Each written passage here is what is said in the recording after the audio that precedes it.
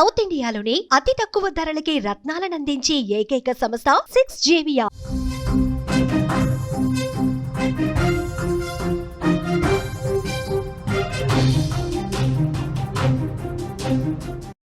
త్వరలో కొడుకు పెళ్లి అంగరంగ వైభవంగా కుమారుడి వివాహం చేసేందుకు ఆ తల్లిదండ్రులంతా సిద్ధం చేస్తున్నారు.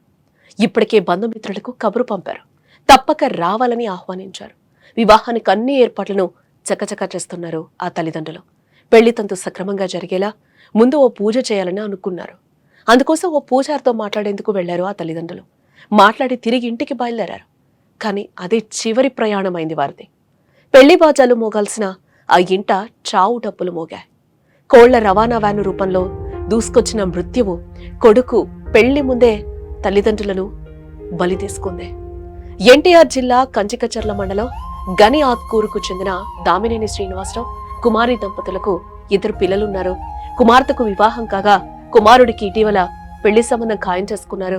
వివాహానికి ముందు తమ ఇంటి వద్ద ఉప్పలమ్మ తల్లికి పూజ నిర్వహించాలని అనుకున్నారు. ఏ విషయమై పూజారితో మాట్లాడేందుకు మంగళవారం ఖమ్మం జిల్లా ఎర్రుపాలెం మండలం తక్కెళ్లపాడు గ్రామానికి వెళ్లి వస్తుండగా గ్రామ శివార్లో దంపతులు ప్రయాణిస్తున్న బైక్ ను కోళ్ల రవాణా వ్యాన్ బలంగా ఢీకొట్టినట్లుగా తెలుస్తోంది. దీంతో దంపతులు అక్కడికక్కడే మృతి చెందినట్లుగా కూడా మనకి సమాచారం అందుతోంది.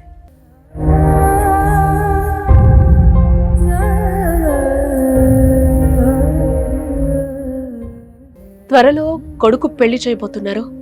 అంగరంగ వైభవంగా కుమారుడి వివాహం చేసేందుకు ఆ తల్లిదండ్రులు అన్ని సిద్ధం చేసుకున్నారు. అంతా సిద్ధమయ్యాయి కూడా. ఇప్పటికే బంధుమిత్రులకు కబురు పంపించారు. తప్పక రావాలని కూడా అందరినీ చాలా సంతోషంగా ఆహ్వానించారు. వివాహానికి అన్ని ఏర్పాట్లను చకచక చేస్తున్నారు. ఎందుకంటే ఒకగానొక కొడుకు, ఆ కొడుక్కి అంగరంగ వైభవంగా పెళ్లి జరిపించాలి అని కూడా ఆ తల్లిదండ్రులు కలలుగన్నారు. పెళ్లి తంతు సక్రమంగా జరిగేలా ముందు ఓ పూజ చేయాలని కూడా వాళ్ళు నిశ్చయించుకున్నారు. అందుకోసం ఓ పూజారితో మాట్లాడేందుకు కూడా పెళ్లి కొడుకు ఎవరైతే ఉన్నారో వాళ్ళ తల్లిదండ్రులు అక్కడికి వెళ్లడం జరిగింది.